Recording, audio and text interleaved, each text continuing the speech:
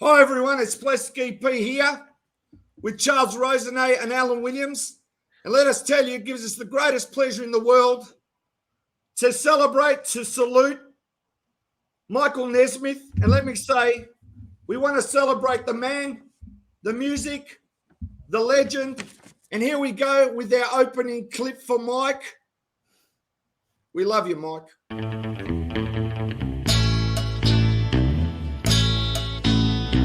All men must help someone who would never take advantage of a love bright as the sun. Someone to understand them, and you just may be the one. What am I doing hanging around?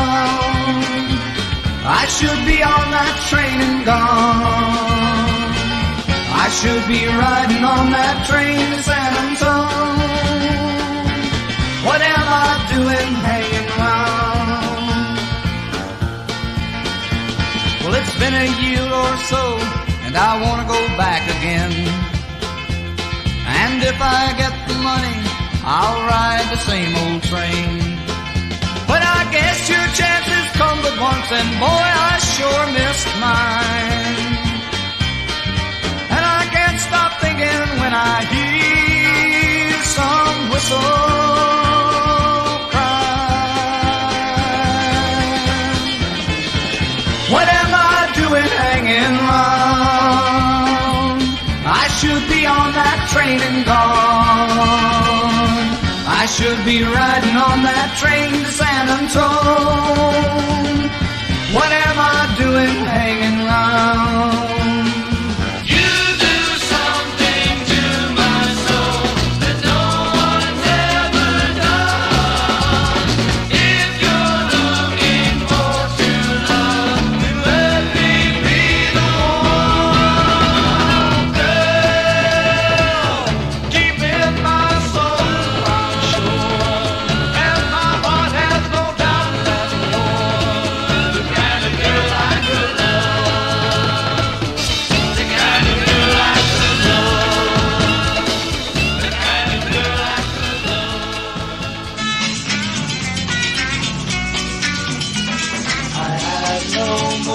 I did before, but now I've got all that I need.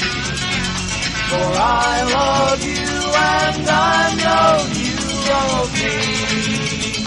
Yes, I love you and I know you love me.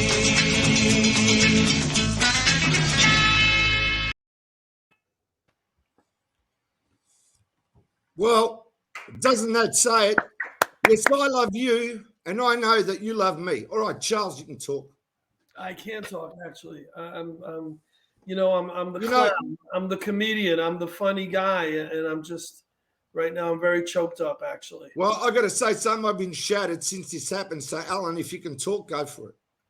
Well, I got to tell you, that was a wonderful montage. You played virtually all of my favorite Michael Nesmith songs, and I like how you got you ended it with Papa Jean's Blues, where you got the wink in, and it was always funny. I know you guys noticed this when you're talking about what am I doing hanging around. Yeah, you notice that bit at one point where Nez sees somebody's off to the side and he looks at me, he raises it, gives the Billy Idol lip to him. I always wondered who that was that got his attraction. But that was one of the cool things I loved about Nez. You know, his the wink in Papa Jean's Blues, the wink in Sometime in the Morning. But Charles, you're being a musician as I am. The one thing I loved about I've always preferred the TV version of "You Just May Be the One" to the headquarters version because of that double bass that they used in there. That So much. It is so. But I want to thank you guys. First of all, I want to thank you guys for being a part of Monkey Mania Radio. Charles, I want to commend you on the awesome job you did with Chip Douglas. The fact that you were both, I could tell you both were kind of choked up about it, and I'm not going to lie to you guys. I managed to get through it until today when I listened to the While I Cry from the final show at the Greek, listening to him talk and hearing him sing. it reminded me an awful lot of Johnny Cash doing the old Timmy Euro song Hurt as his final recording. I mean, you could hear the pain in his voice. You could hear him straining. But I've looked at this as, and I've discussed this, and I said it on, I've posted everywhere, but I look at it this way. I choose to remember that he finally loved us enough that he wanted to make this last tour for us. And we knew he was in bad shape, but the energy from the tour pumped him up as we went along. And I think he just gave everything he had. By the time it was done, he didn't have anything left to fight what was going on. And the fact that he did that and he sacrificed it for us, that speaks volumes to me. Very heroic, actually. Mm-hmm.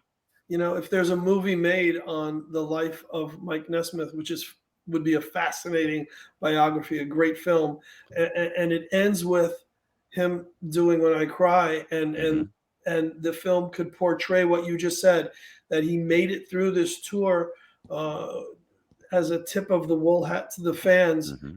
This was it. You know, I don't know what point of his career or his enlightenment he realized what the Monkees meant to him, what Monkee fans meant to him, and what he meant to the world and to us. And I think somehow, when that clicked, he became as beloved and as important as Mickey and Davey and Peter ever were, because there was standoffish years, without a doubt. So there's an irony behind the whole thing, but there's also a beauty to it. I hearken it back to I take it back to the 2013 tour after Davey died, when he went back out on the road with Mickey and Peter for the first time. I got to sense it then, and it really hit me when I met him for the second time at Fanboy Expo in Knoxville in 2018 or 2019. I'm sorry, because it was Steel City in 2018 because he'd had the surgery. But as we, for those of you who don't know, Plastic Charles and I are part of the staff of Monkey Mania Radio, which is the only internet radio station that plays the music of the Monkees and more. Subtle plug. But it was funny. I told a couple of stories. I actually remembered one after I did because I couldn't really have a visual, but I have something very unique here with me. Groovy, baby. I love that logo. That's the perfect logo for our station. So I'm going to hold this up here. What you see here is a very unique autograph. Now, in 2017, Al Bigley and I were doing the Texas Prairie Chicken Home Companion Monkees podcast. So I bought the Pack Arts collection because I wanted the Live at the Brit CD. And if you'll notice, it says to Alan Allen from the Texas Prairie Chicken Home Companion Monkees podcast, best Michael Nesmith. Immediately after this one was signed, Video Ranch changed its policies to the point that you could only have 5 words on a personalization. So if everybody got mad because they were limited to 5 words, this is what did it. So yeah, I take the blame for that. So that's my other Nez story. Wow, my Nez story. Well, I just want to say something now. Sorry, you got to understand. To me, because of pop culture, the Monkees live forever, and that's what you don't understand. It's like Batman. It's like the Flying Nun. It's like Gilligan's Island. They're in pop culture forever. And for me, we can talk about the Monkees in their career, and they always wrote new chapters because that's what they did. Davey passed away. Mike stepped in. The 3 of them toured. They never let the gauntlet, and they kept writing new chapters. Now, as I said, Mickey's left to carry on, and Mickey is, as I say, he's a born showman. The man has done everything, and you know what? The world salutes Mike for his greatness, because in my mind, those 4 guys wearing those red shirts with 8 buttons, Mike driving the monkey mobiles, them doing the romps, them hanging out at the beach house, them singing songs and making happiness, to me, that is the immortalized Monkees forever for me. And I can't help it, because when you're 8, 9 years old and you see something on television that affects your life, and it did, and it has for every day that I've lived. And I'm a first-generation fan, and I don't have to say my age, but, I'm just under how old the Monkees are, and I'm a first-generation fan. So what I'm trying to say is the love of the Monkees for me has never stopped, since 1966. And when the show was shown in July 1967 on black and white TV here in Melbourne, it changed my life because there was nothing like it.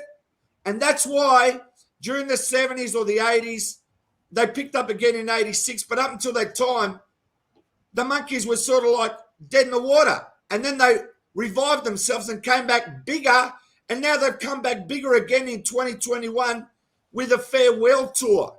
And, you know, the sad thing about it, it ended up being a real farewell tour. And I can tell you that the day that Mike passed away, I was shattered. I had to go to Melbourne just to get away, to recoup, to get my thoughts together. And that's all I can say. Because the world loves Mike Nesmith, like the Beatle fans love John Lennon.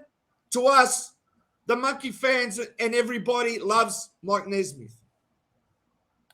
Well said. You know, I wonder something. I wonder if Nez would be surprised if he's looking down on all the people that have, you know, have talked about, sent condolences and everything. Ringo, Bernie Taupin, which was one that really surprised me. And he talked, and Bernie brought up Nez being the actual father of country rock music. And I wonder if he'd be surprised. I guess maybe not, because people who are in the business are going to tell you if they're fans. But it's interesting, Charles. You brought up, Plastic. You brought up the show. I'm not going to lie. I watched it, and the next day that my mother went out and bought me the Clarksville Giant Step 45. But the song that really got me and grabbed onto me was Papa Jean's Blues. The first time I heard that, I went, holy wow, what a song. And it was, with no disrespect to Mickey, David, and Peter, you know, I equated them more the TV show, but Mike was the only one writing music at the time for the project, and his stuff just kind of grabbed onto me. Sweet Young Thing, The Kind of Girl I Could Love, You Just May Be the One, off the first couple of albums. And then you get into the later stuff that they brought back. I Won't Last a Day Without Her, Never Tell a Woman Yes, which is a really funny song. It really is. And then Salesman. There was a connection between Mike's music and me that just kind of, it was what kept me going. I would always listen to his stuff. What Am I Doing Hanging Around? The first time I heard What Am I Doing Hanging Around, I was wow. It was a great song. It was the perfect song for him. You know what it is? It's the love of the Monkees, and they've analysed it, and what happens is the Monkees bring happiness. And Absolutely. That's the truth. It's all about happiness. They make you happy, you know? Mm-hmm. And that's the most amazing thing, that with their concerts, even in 2021, you got the first generation fans, then you got their kids, and then those have got their own kids. So you got all these generations coming to see the Monkees, you know. And I just want Mickey to just carry on and write new chapters for the Monkees. That's all I want. Jody and I talked about this. Is that we need to get him to name the next tour that he goes out to, the Hi I'm a Monkey tour. That famous line from Monstrous Monkey Mash. Great. We don't want to put the impetus on him to create new chapters. He's done enough, and he's the legend, and he's the greatest voice, and that doesn't have to. If he does, great. We love him for what he's done. If he does more stuff, tremendous, but no pressure, Mickey. We love you, and God bless everything you've ever done. And the cool thing about the Monkees TV show is we didn't care that they couldn't pay the rent. We didn't care that they had, we didn't care that they couldn't get gigs. We loved, April Conquest. So Find the Monkees, Hubble Benson, all the episodes in the first season were just fun. And it's non-topical fun. And that's what Mickey's always said. And that's why John Lennon said, the Monkees are not like the Beatles. The Monkees are more like the Marx Brothers. That's right. With Mickey waving in the back. I'll be on that train and gone, and Mickey's stopping to play. Yeah. Well, you saw me while they were going on. There's just something completely irreverent about them. But, it works.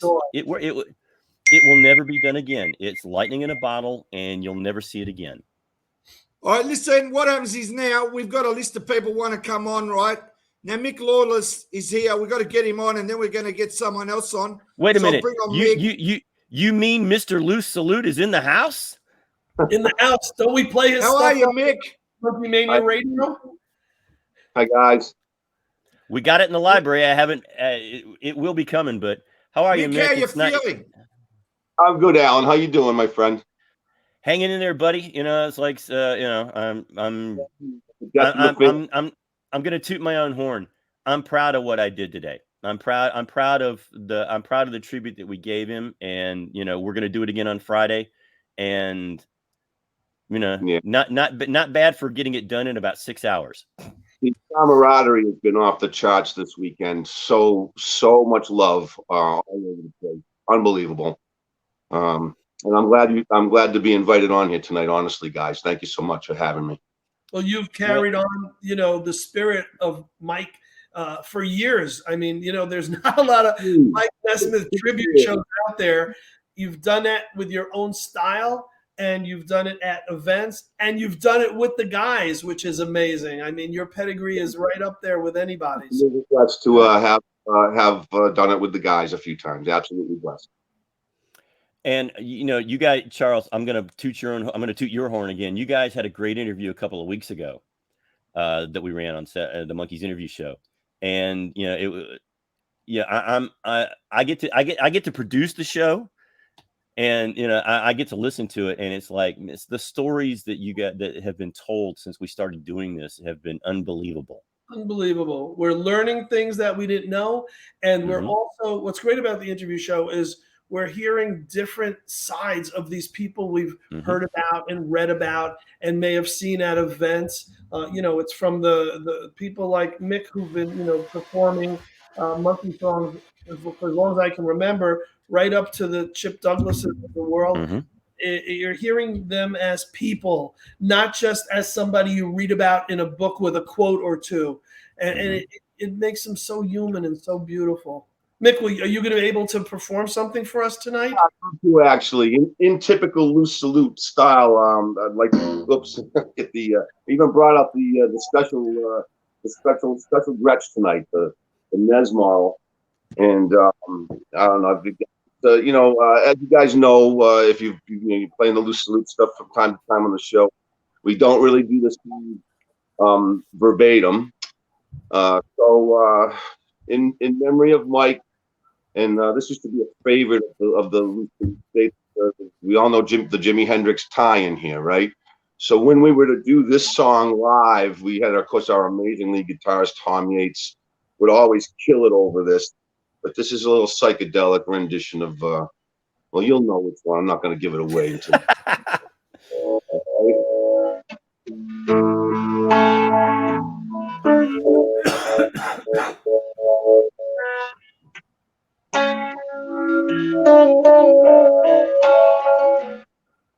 I know that something very strange has happened to my brain. Either feeling very good or else I am insane. Seeds of doubt you've planted started to grow wild, and I feel that I must yield beneath the wisdom of a child.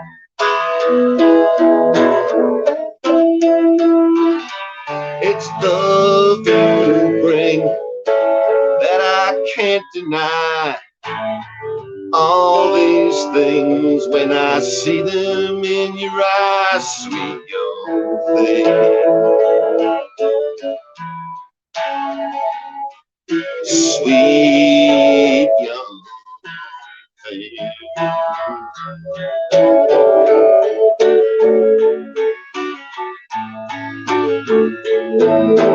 People try to talk to me, their words are ugly sound.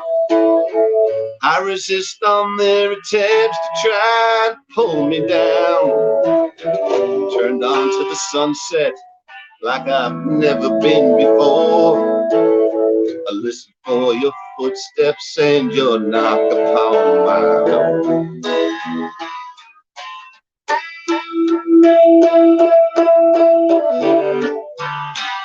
And it's Love you bring thoughts of blue skies in the morning sings.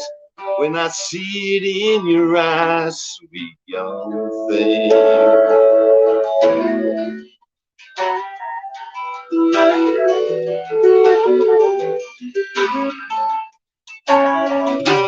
And it's love you bring, thoughts of bluer skies, and the morning sings. When I see it in your eyes, sweet young thing.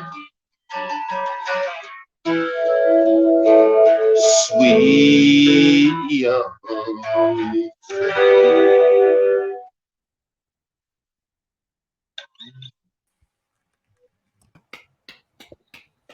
Oh. Well Bravo, done, bravo. Mick. I just want to say that was fantastic. We know how big a Mike fan you are. And I just want to say we feel the love and we really want to thank you for being on the show today. And just tell everybody where they can get all your great Mike music CDs. Everyone, just hit me up on through social media or Mick Lawless. Send me some friend requests. Right now is the time. I've taken so many new requests, especially since the Monkey Mania Radio. And every now and again, I'm seeing Loose Salute getting a couple more, likes, and then I'm getting some inquiries. Just hit me up through the Loose Salute site on Facebook or Mick Lawless on Facebook, and I'd be happy to just talk to you guys, to send you stuff, talk about the phenomenon, just keep the spirit alive.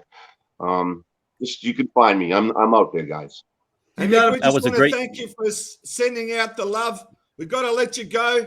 Thanks for being on the show. Blasted, Alan, Charles, I love you guys. It's a good fight, guys. See you soon. Be safe, Mick. Right now. Hey. Yeah, we've got Scott on. How are you, Scott? I'm very good, Plaz. How are you? Hey, Charles. Hey, Alan. Nice to meet you. Scott's nice to meet you, Scott. Scott's much more colorful than we are, Alan. He's got that Anthrax lead singer goatee working for him. Anthrax meets Mark Hudson. There we go. Please don't. Anthrax meets Mark McGrath, maybe. But hey, Mark. You know what? Here's a little shameless plug. Mark Hudson and I are both on this album here. Mark sings backup on the Flash Cubes version of She. Wait a minute, before I forget, Mark Hudson of the Hudson Bill, Brothers, Mark, yes. and Brett. Yes. Yeah. Mark. No thanks. I'm trying to cut down. Yeah, Mark, I believe co-produced, and he sings backup on the Flash Cubes version of She, and my live acoustic cover of Lady's Baby is on this beauty here. We've played it. Yeah. By the way, thank you very much, Scott. Now I've got the song Rendezvous going through my head right now. Great song. Oh, yeah. So thank you very much for that earworm, my friend. Scott, let's get it together. Let's go for it. What song are you going to play? You want to do it now? You don't want to talk? All right, fine. I'm going to try to get through this. It's been as you well know, it's been a rough couple of days. As Michael said, we're just going to roll with the flow. Okay, go for it. She was a lackluster lover who thought of another when I offered her my hand to help her in out of the rain. And she became quite possessive when I gave her the message that I had to leave on the outbound 10 o'clock train.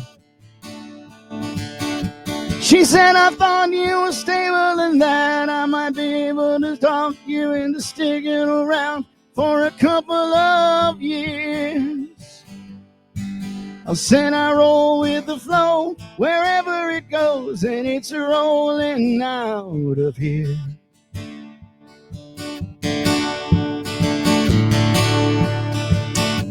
There was this didactic minister who told me of sinister things which would happen if I were to do something wrong. He spoke at length about brimstone and lives that were based on belief, and the good and the bad were equally strong.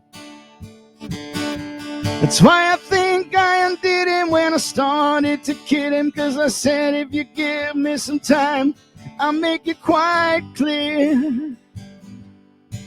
I said I roll with the flow wherever it goes, and it's rolling out of here.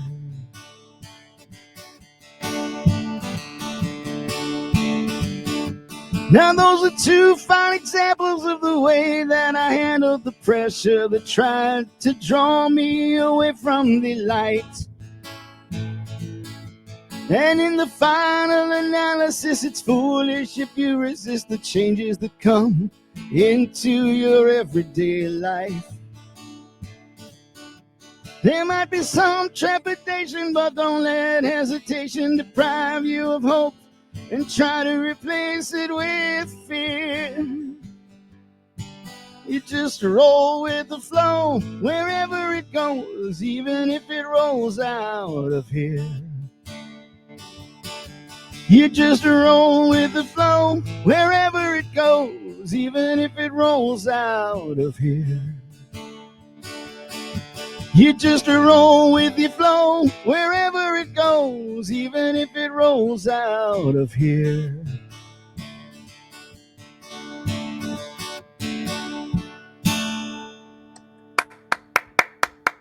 That was beautiful.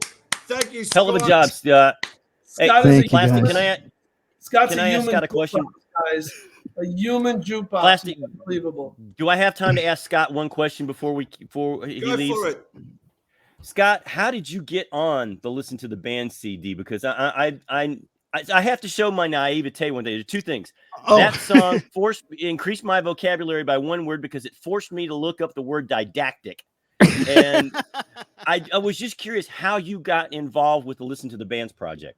Oh, I became friends with Ian Lee back in the days of MySpace. And not a lot of people know, I actually helped, I was involved and did work remastering two of the tracks on the Mickey Dolenz MGM Singles album. They were able to get the master tapes for 8 of the 10 songs for that. They did not get masters for the Buddy Holly tribute, Ooh She's Young. So with the help of Mr. Henry Babbitt, who had a beautiful mint condition single, he did a needle drop and I did the remastering on it for those 2 songs. Wow. And it made the Awesome. album. So when Ian was talking about putting this album together, I sent him a bunch of tracks that I had recorded, and honestly, I wasn't terribly thrilled with my particular performance of Lady's Baby, but to quote him, went mental over the fact that anybody covered Lady's Baby to begin with. So that's the one. That's the one that made the album. Oh, that's awesome, man. It's a great CD. It's got Danny Salazzi and the characters on it. It's got the Monkey Files on it. So, and I personally played your song at least once. So, well, I was just curious which is once more than Peter's got played. If I might throw in another little shameless plug. Those of you, I'm sure you guys all have the 7A remaster and reissue of Peter's album, Stranger Things Have Happened. I also did the remastering of the 1981 Peter's Back single that's on that. Ooh, cool. Thank you. A lot of people don't know, what you've done with the remastering and bringing quality stuff out. Thank you for that. I'm just I'm happy to help when they ask me.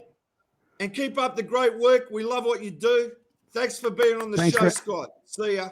Thank you for having me, buddy. Michael. We love and we miss you. Thank you. Pleasure. Right. Beauty. Right, now I want to bring on. Here we go. We've got James Paul Lynch. How are you, James? Plastic, my old friend. It's great. Hey, buddy. You hear us? Hi, Charles. Hey, you guys are looking fantastic. And let me tell you, James, of course, is in American English, right? And what a fantastic Beatle band that is. Now, James, introduce your group to us. Well, this is JP and Jenny. This is my partner, Jenny V. James. That's Joe on sax. And of course, Tony, who also plays on American English. He's Ringo. He's going to join us on drums tonight. We love Tony. Wow. Wait a minute. Wait a minute. He looks more like Zach than he does Ringo. All right, listen, guys. We're going to let you do your number. We're going to come out of the screen, go for it, and then we'll have a chat. That's great. When Awesome. you're ready, no problem. Okay, this one's for Mike. Go for it. 1, 2, 3, 4.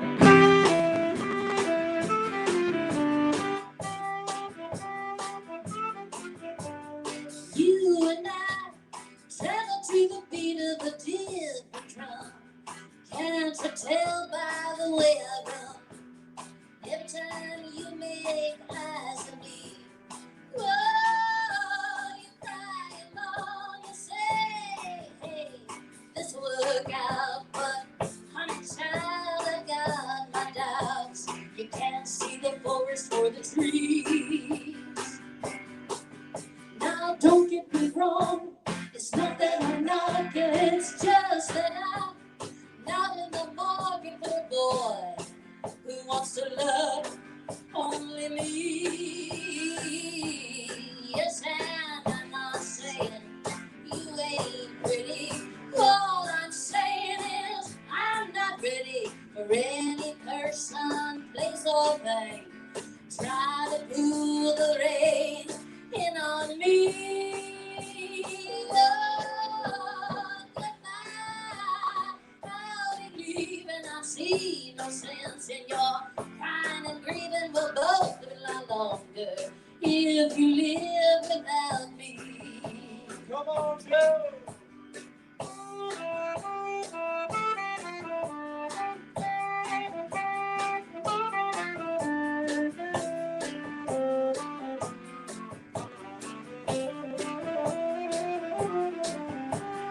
Don't get me wrong, it's not that I'm not good, it's just that I'm not in the market for a boy who wants to love only me.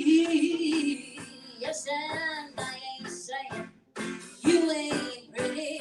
All I'm saying is I'm not ready for any person, place, or thing. Try to pull the reins in on me. Oh, goodbye. I believe and I see no sense in your crying and grieving. We'll both live a lot longer if you live without me. If you live without me. If you live without me. Wow. Awesome job, guys. Awesome job. Oh my Now, God. James, I just want to ask you, tell us where you're playing, how long you've been together, and tell us the latest news now with American English. Can you do that? What about American English? Tell us about what you're doing and all the gigs. Okay, well, we're doing lots of things. Jenny and I got together about 5 years ago, and we started writing songs and seeing how that would go, kind of a country rockabilly thing. And we were just almost done with our original album, and we were almost finished with it when the whole pandemic happened, and it kind of put a big stop on everything, on Beatles and all the live stuff that we were doing. So just recently this year, we've been able to start playing gigs again, both with American English and Jenny and myself in the band here.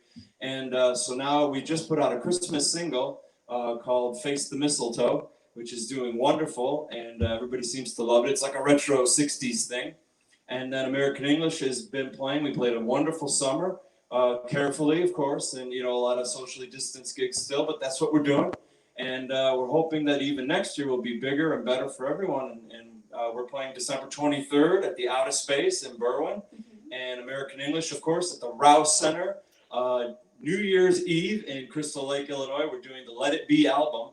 But we're going to throw in all the cool stuff that everybody saw in the Get Back documentary, some of that fun stuff. So it's a much better year, and we've been having a wonderful time. But Mike is my hero. Has always been one of my, Charles probably knows that I'm as big a Monkey fan as I am a Beatles fan. And when I heard the news, I actually cried, and so it just felt right to do something. Jenny's got such a beautiful voice. We figured different drums got to be perfect. So You guys brought this to another level. Thank you so much. thank you. I just got to tell you, I'm sorry you saw me do this number, but I had a Svengoolie moment when you said Berwyn. Yes, Berwyn. Berwyn. Exactly. I am the king of pop culture. I am. I got to say something. We love you guys. I want you to keep rocking. I watch your videos. I posted your other Mike Nesmith song as soon as I saw it. I said it was groovy. I said it was great. And Tony, you got a lot of fans out there too, man. You're not married yet, are you? Not yet. Not yet. All right, listen. We'll let you go. Thanks a lot for being on the show. We love you guys. Thank you. Thank you. Same to Thank all. you guys so much, Great man. It was speaking to awesome. all. Thank you. Well, that's Wow. fantastic. Now, I just want to say we got another one in the waiting, and here comes Scott. How are you, Scott? Wow. Welcome, Scott. Yes, you. Thank you for having me, gentlemen. I wish we were meeting under different circumstances, but we're here all the same. Yes. Well, you know, it's part of the healing process, Scott, and it's, you know, now's the time to celebrate, and that's one of the reasons why I'm here. I'm only You here for can the see I'm all celebration, man. nizzed out in the background here. I got all my nez out. I still love that standard Ranch Stash cover. That is the coolest one. That, you know, I love that. Love that wink. Yeah, that one. What's the signed piece behind you? What is that? This? Whoops, this? Yeah. Is that the headquarters? That's a headquarters lithograph. Yeah. No, it's a litho. Oh, okay. Yeah. What the Rhino was selling them, I think back in '86 or something like that. Yeah, they were, you know, they were on sale for a while. I remember. I think I remember that.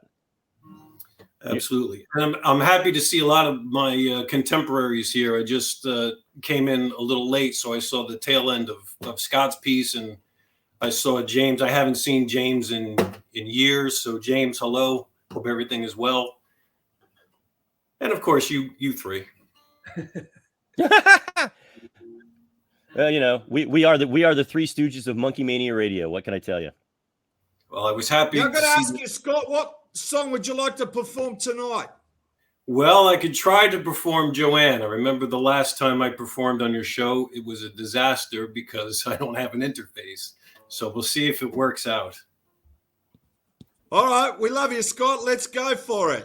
All Later, Rick, right. my brother. Is it working so far?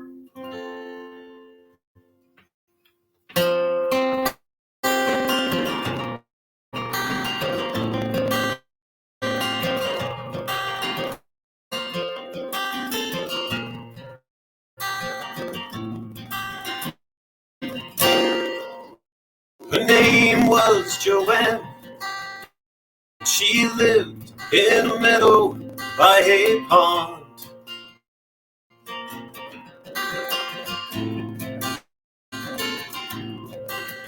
She touched me for a moment with a look that spoke to me of her sweet love.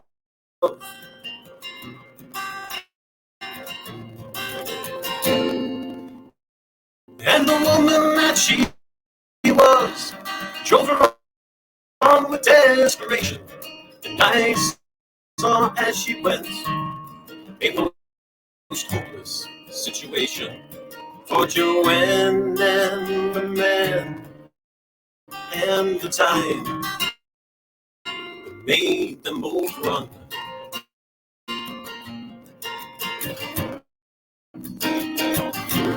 She was only a girl, I know that well, still I could not see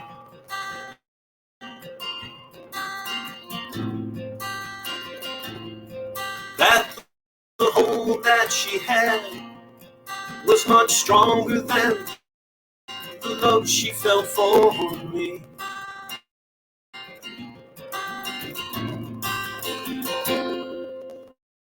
But staying with her and my little bit of wisdom broke down her desire like a light through a prism.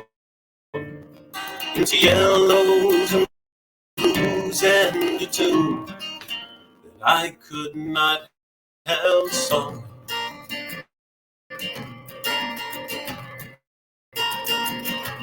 Though the essence is gone, I have no tears to cry for her. My only thoughts of her are kind. Her name was Joanne. She lived in the meadow by a pond.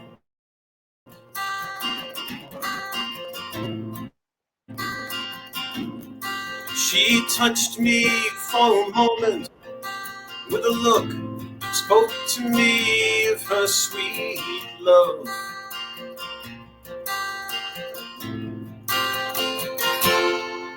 And the woman that she was drove her on with desperation. And I saw as she went a most hopeless situation for Joanne and the man and the time that made them both run.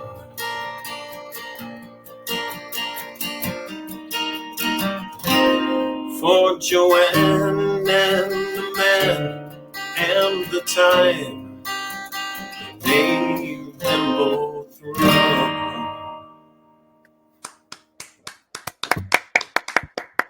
Thank you so much, Scott. Now, I'm glad you showed us all your albums and everything, but just tell me, what's your favorite Mike song? Wow, my favorite Mike song. I'm a big fan of the Tantamount to Treason album. I really, really enjoy the song Lazy Lady, which seems like it would have fit perfectly on And the Hits Just Keep On Coming. I really, really like the lyrics to that song. That's a very unique album. It really was. You know, it was almost just Nez and Red. I forget. I think it was just him and Red and John Ware. I think so. I don't know if somebody else played bass. I don't know if John London was still playing bass, but it was just they fired everybody, and I think they just did it with studio musicians. But I still would like to know if anybody's ever tried that homebrew recipe on the back cover. Why don't we do it on a different podcast? There you go. You're the real Well done, deal. Scott. You're just awesome. Thank you so much for being with us. Thank you again for inviting me. I really appreciate it. And again, Mike was such a big part of my musical education. I just love the guy. What can I say? Peace. Thanks a lot, Scott. Thank you. Bye-bye. Take care, Scott. Right, now as we keep moving now, here comes the one and only Mike Miller coming in from Mikeland. How are you, Mike? Here comes the one and only Mike Miller coming in from Mikeland. How are you, Mike? I'm all right. You know, I just, the lump in my throat from mixed performance just dissolved, and then Scott comes on and puts it right back in. So there's just some fantastic music and some fantastic words from Mike today. I'm still talking. What's happening there? Yeah, I'm getting like a double here. Hold on a second. Hey, here's Nat. I'm going to go out for a minute. Charles, take over. Natalie, There we Natalie, go. welcome. Thank you for having me. Hey, introducing to Aaron. Mike, you have to cut the audio, Mike. I know the name, but I've never met Natalie before. Nice to So meet you. Natalie, when Plastic EP was doing the weekly monkey album reviews, and we would all give our opinions of every song, Natalie was probably the youngest group that would come on with the most, just the greatest insight from a different perspective of not having heard most of the songs. It became, I think, through our shows, one of the biggest monkey fans there is, and we love her. Oh, thank you, Charles. Was Mike a strong influence on you, Natalie? Was his music very strong to you as well? Well, it's funny. When we would go over the albums, when we discussed the Monkees albums as a group, most of the songs that I was especially drawn to were Mike Nesmith tracks. And one of the standout memories for me was actually when we went over the Christmas album. And I remember you had mentioned something along the lines of this song is probably going to be your favorite because she loves Mike Nesmith. And it turned out to be my favorite song on the album. That was Snowfall, his cover of Snowfall. Right. And that's one of my favorite memories of discussing those albums. In general, his approach to music I was always more drawn to his approach because he certainly thought in terms of being a musician, and you could certainly tell he especially loved the work that he did, and it showed in everything that he worked on. Is when it came to how he arranged melody, the lyrics, how the sound was mixed, just in general, it was just amazing to listen to from start to finish. And I'm actually hoping I'm hoping that at some point the Black Ties, maybe if they did a cover of Circle Sky, that would be, I think, amazing to hear them perform live. I'm hoping, at least. I'm hoping too. Mike, you're best known, for your portrayal as Paul McCartney, obviously, and probably people know you from the Beatles world, but you're as big a Monkey fan as all of us. Oh yeah, it was a shock when I found out too close to bedtime. That's when I found out. It was like after 10 p.m. I had my son on my lap, ready to put him to bed, and I put on the Yahoo, and there it was. And it wasn't plastered like right up front. It was like one of the little boxes in the bottom. So I didn't know whether or not to believe it at first. And then I saw another one and another one. Oh. And I just went, oh dear, And, and I just, what, Natalie, what you were just saying about his voice style and stuff. What I really like about his song are the coolness of the man leaked into his songs, didn't it? Definitely. And I think one of the memories that really is replaying over and over in my mind is the speech he gives in the Devil and Peter Tork episode at the end when he talks to the devil about it's about love, it's about power. You could play the harp. That 2-minute speech there, brilliantly written, not for anybody else. Like they knew it. That had to be written for Mike, and for me, that defined him as cool. For that moment, for 2 minutes, the Monkees was not a situation comedy. And the way Mike delivered that was just so cool. And I mean, that was just him. I didn't feel like this way when Davey or Peter died. I was sad, but Mike went right here. And I totally agree, Mike, because I've equated this to the Beatles fans losing John Lennon, because he was the musical, for lack of a better term, he was the musical muse of the Monkees. Because if you look at it, Mickey, Peter, and Davey didn't start writing songs until Headquarters and Pac J and that. But yeah, I mean, I was sad when we lost Davey because it was so sudden. I was sadder when Peter passed away because I developed a more personal connection with him through his solo shows. But this one, I got poleaxed. I really did. Well, I had just seen them. I saw the Mike and Mickey concert literally like 5 weeks before. Mm-hmm. So that only amplified the emotion, You went to the Mohegan Sun show, the casino? Yeah. You have a favorite Mike song, Mike? It's the TV show version of "You Just May Be the One," but yes, right? yes, or the double bass version, or whatever. But I gotta tell you, that double bass does it for me, man. I'm telling you. Yeah. Hey, Alan, isn't it a pleasure for me to ask someone's favorite song and you not have to edit it in? Oh no! No. I almost said it was a tie between that and "Sweet Young Thing," which, by the way, blew me away in the Mike and Mickey concert. The extended intro. and Mike just walks back on stage like a monster and with the lights. That was incredible. That was incredible to see. Oh man, I was so privileged. So privileged. I will say one thing, and Natalie, I'll see if you agree with me on this. The one thing I loved about Nez was he was such a chameleon when it came to actually composing music. You look at the true, the pop stuff with the Monkees, and I'm gonna tell you point blank, "Girl I Knew Somewhere" is a pop song. It's a great pop song.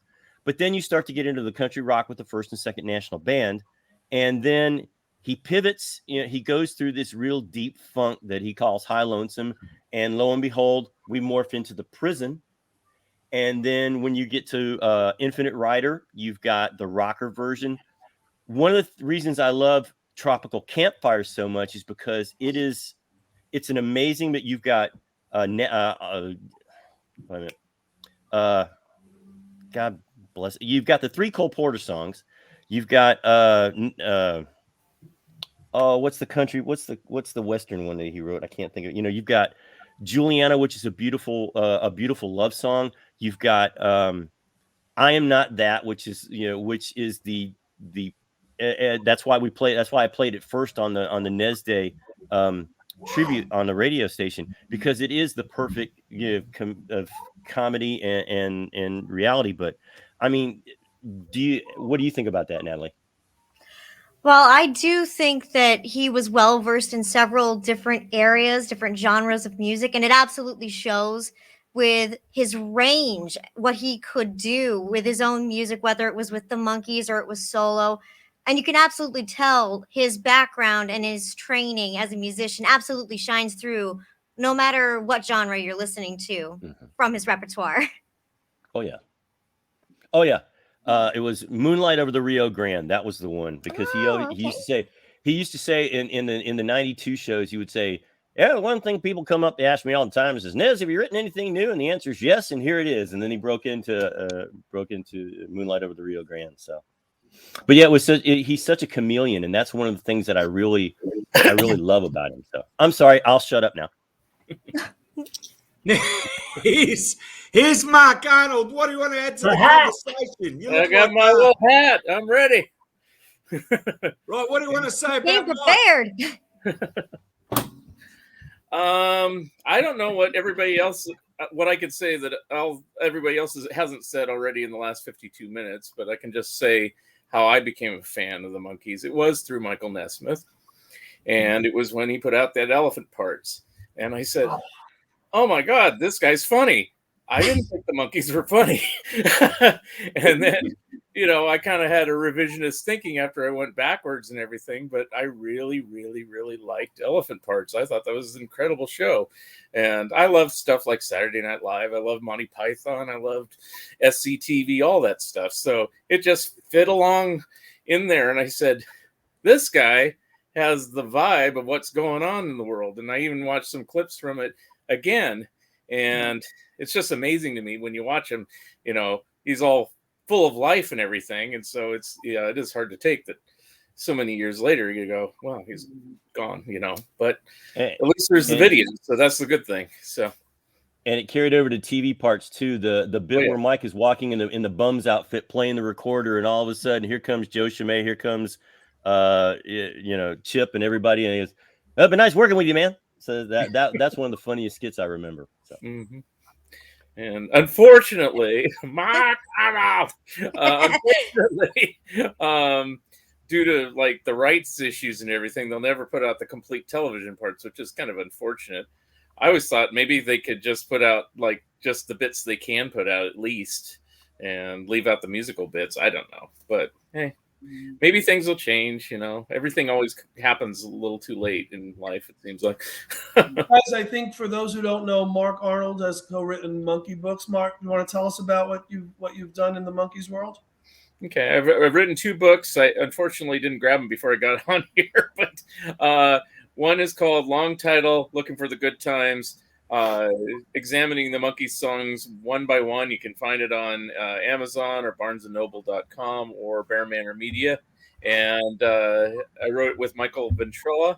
And basically, it's our reviews in chronological order of every song the Monkees ever did, up through including Good Times. It came out right after Good Times, so it doesn't have the Christmas Party album. But we did a second book, which is called Headquartered, that talks about the Monkees' solo years, and we go through everything with all the Monkees in their solo endeavors. In the case of Mike, it goes through his working with PBS, his mother's invention of liquid paper, what led up to the creation of MTV, and things like Michael's early RCA albums, his later Pacific Arts albums, his Countryside label, everything that he ever did, up into and including the Mickey and Mike live show, which came out on record about a year ago.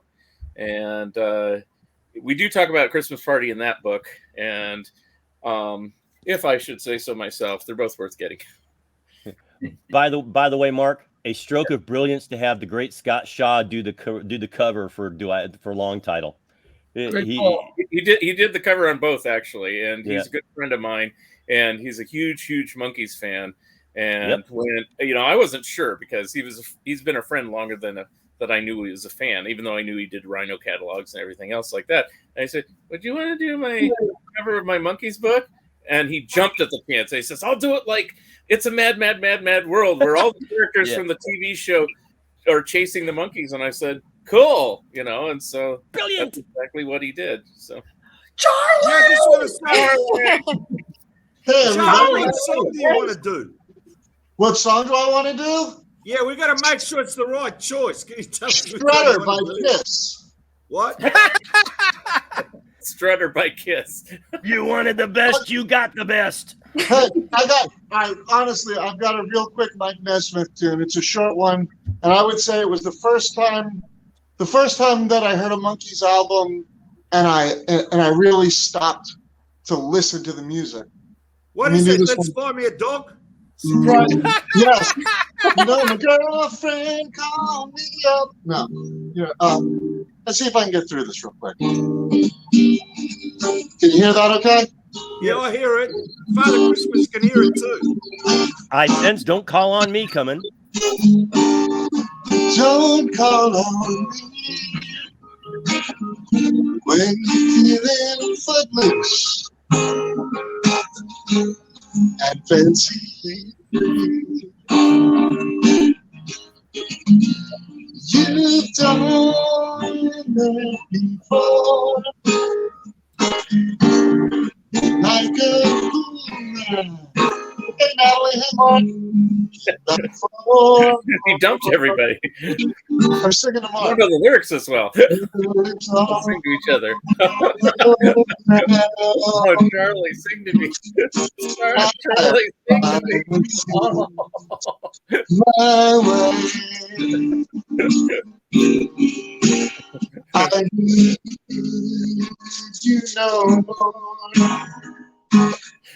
not now or any other day. I guess this is his classics version of a romp.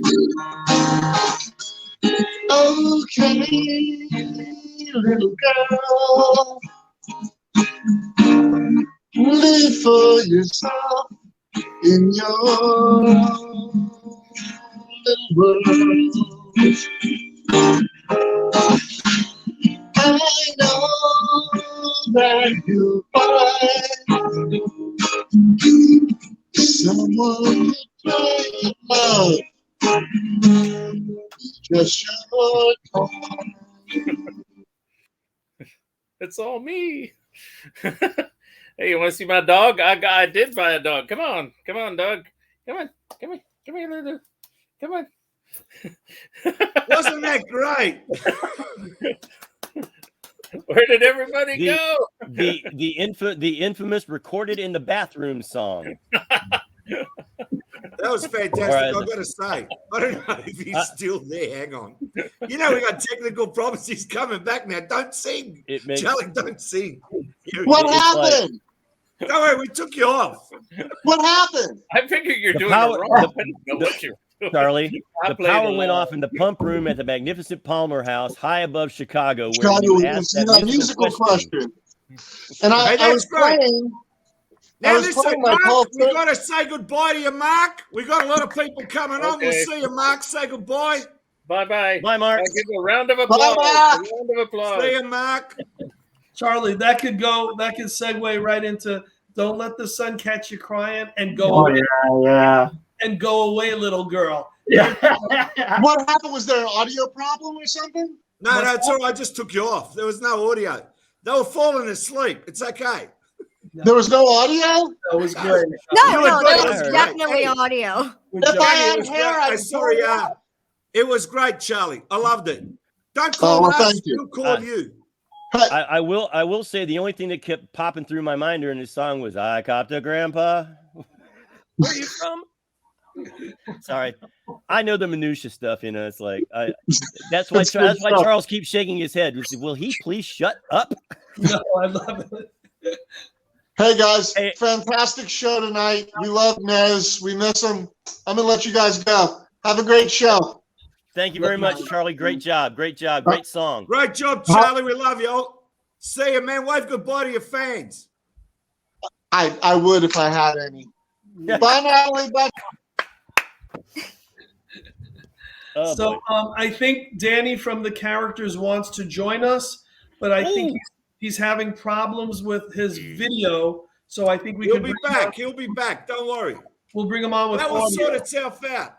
Now, I just want to say, Mike, did you do a song, or you want to do a song, or you're not doing a song? What are you doing? I'd have to do a cappella. All right, can you sing a All bit now? men must have someone who would never take advantage of a love bright as the sun. I can't stop. Sorry. It looks like we made it once again. Okay. Hey, listen, can you do your favorite? Hey, can you do your favorite Partridge song? Just sing me a bit of that now. Oh, here we go again. I'll meet you halfway. I don't know. Golly. Yeah. Mine was always on my way back That's home. the wrong show. Yeah. You Mike, said what? Where? Mike, I always wanted to ask, what's it? Yeah, you look familiar to me. I'm going to ask a very stupid question. Have you ever played at Disney World? Epcot. He DJed. Yeah, I mean Epcot. You're kidding. Holy mother of God! Long time. That's No, where I know no. you from. He DJed there forever. So long. Sorry. The British Invasion, is that what you're thinking of? That's With what Sean- I'm thinking with Sean of. Yes. Bryant and Alan? Oh. Yeah, Never I saw them played. twice and they were awesome. Never played with them, but Mhm. met with them. Mhm. And I think I was supposed to fill in for Alan, and then he didn't go away or something. I think it was Alan. You're talking like over 20 years ago, right? Well, yeah, no, I went to Epcot for the first time in 2003. Then I went to in 2009, and they were still there. And I went, I saw you guys 6 years ago, man. But but you look awfully familiar to me, and that's why I asked, because that was the only. There's only one other Beatles tribute band that I've ever seen, and this was like in the mid to late, or like the late 80s at an outdoor festival in the rain in Charlotte, North Carolina, and oh yeah, boy, they had. I'll tell that story on a Beatles podcast somewhere. Sounds good. But no, Plastic. This has been a hell of a thing. You've done an awesome job, man. You really have. This has been really cool. I'm glad I'm hanging out. And they wanted to get rid of me after the first 10 minutes. I've got to say, everybody out there's got to know, once the show ends, go straight on to Monkey Mania Radio, because tell them what time the shows are running till. The Nez Day, tell them. Well, right now it'll be wrapping up at actually, I take that back. We're in the second half of the Nez Day celebration repeat. It's been all Nez all day. We've done a little bit of everything. We've done bits from television parts and from elephant parts. We've done concerts. We got stuff from the Pete Finney and the Hits Just Keep On Coming shows. Another Tropical Campfires tour in '92. We've got 3 of the songs that FNB Redux did with Ben Gibbard in San Francisco. And then just a whole lot of Nez. So it'll be playing up till 6 o'clock tomorrow morning Eastern. And then we will repeat it again on Friday. starting at 6, because you can never play enough Nez sometimes. Alan, are we repeating anything else we should know about? Oh, your radio gee, show? let me think about that. Could we be repeating an interview that you did last week with, what was that guy's name? Farthing Hadaleed? I never figured out how to pronounce his real last name. So, but yes, we will be replaying the Chip Douglas Monkeys interview show on Saturday and Sunday. So, yeah, that's it's. By the way, thank you so much for asking my 2 questions. I didn't figure. I felt stupid because I called Eddie Tixon Charlie Tixon, but I didn't figure Chip would know. It sounded great. It was 2:30 in the freaking morning, man. Do we have another character with us? Yeah, I don't know. Can you hear me? Danny, your Can you hear makeup me? makes you look like a brick wall, man. Break through the wall. We're having technical problems over here, but I can still see you guys. It's just another brick in the wall. Hey, Danny, there's a brick wall there. Why is there a brick wall? Well, there's like some sort of like flickering guy on that wall. That's me. I can see his shadow right there. Fade button. You might have the fade button up too much. That's a knife, mate. Wait a minute. Yeah. All right, wait a minute. Here we go. This I've is been gonna, watching too much Crocodile Dundee. Nah, I see the shadow, and all I can think of, who knows what evil lurks in the hearts of men. Hey, Danny, can I say, since we're looking at a brick wall, can you sing us a song? It won't matter. Can you sing us a song? Actually, I'm not with my guitar. I've been editing Christmas with the characters for like 3-4 weeks now, and I'm just about ready to jump off a bridge because it takes so long. It's unbelievable. Sure, That's can you why tell I us don't some do of your video great editing. rock experiences? Well, the thing is, honestly, as far as our experiences with Mike Nesmith, we have no experiences with him because we only played with Peter, Mickey, and Davey, and we actually never even met Mike. The only thing that we used to do, and in one of his little video chats that he used to do, when he would read the books and talk to people, when I was really young, there was an 800 number in Rolling Stone magazine. In the back of Rolling Stone magazine was an ad, and it had the phone number for Pacific Arts Video. So my friend and me were like 13 or 14 or 15 or something like that. And what we would do is we would call the phone number, and there was an answering machine, and it played Lucy and Ramona and Sunset Sam, and then you could leave a message. And because we were out of our minds, we would call every day and just sing songs into it. But they weren't necessarily, sometimes they were monkey songs, but then sometimes they were ridiculous things like Laugh Clown Laugh, because we saw Felix Unger do it on The Odd Couple, and we would do it exactly like how he did it. And then we would just drop the phone at the end and just start, banging on the guitar and piano. And we left these messages every day. So when he was doing his little chat thing, I typed in my little question, and I don't know whether he remembered it or not, but he did acknowledge it. And he said, he made a joke saying, we have your driver's license and all your personal information, and we'll be having somebody contact you, That's great. That's great. Yeah. Knock, knock, knock, knock, knock. Mr. Salazi, this is the police. Yeah. People who don't know, we should tell there's Danny Salazi's on, the founding member, lead singer of the Characters, who probably played more monkey conventions than maybe anyone except maybe the Blue Meanies, but they were there. No, I think we got them beat as far as the number of conventions we did, because we did them all in the 80s. We did all the ones in the 80s. Right. Besides the East Coast ones, you did Chicago and LA. You did all of that's right. Yeah, we did Chicago, Detroit, Seattle, Tucson, Arizona. No, it was two. I think it was. Let me think. It was Arizona. I forget where in Arizona. Hey, Danny, someone said, is that Pink Floyd? Yeah. That's the wall that George Harrison stands Yeah, but look in here, front I'm of not joking. That's the Wonder Wall. That's the Wonder See Wall. what it says there, Mark Arnold, Pink Floyd. Hey, there's Mark listen, Arnold. Danny, I've got to say something. This is a first. I've never spoken to a wall before. You might want to come on next time as a door. Yeah.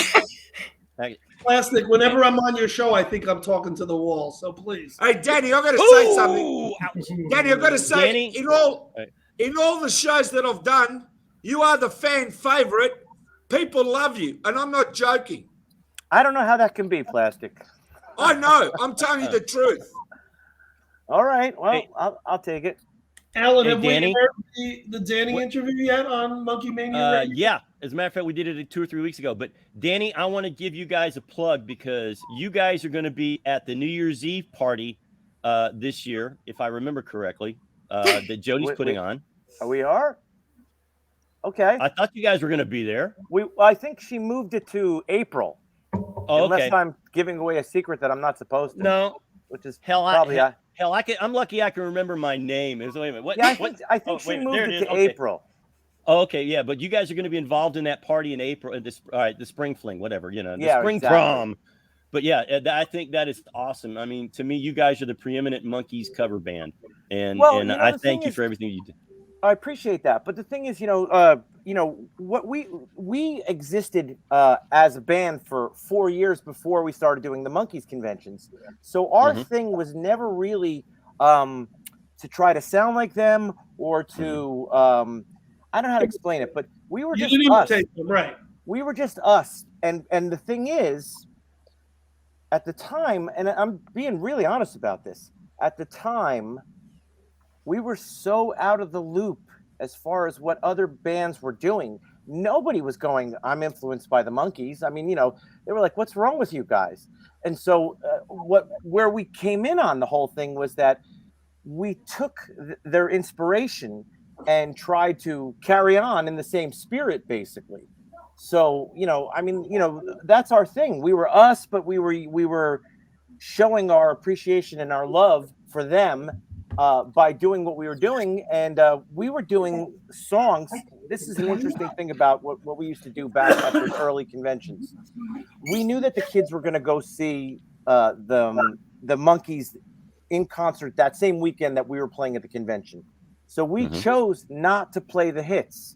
And we were doing stuff like in 1986, we were doing stuff like Daily Nightly, You Just May Be the One, I'm Gonna Buy Me a Dog, Salesman. I'm trying to think of a couple other ones, but all these. Oh, Daily Nightly. Did I say that one already? Yeah, I like that one. You did.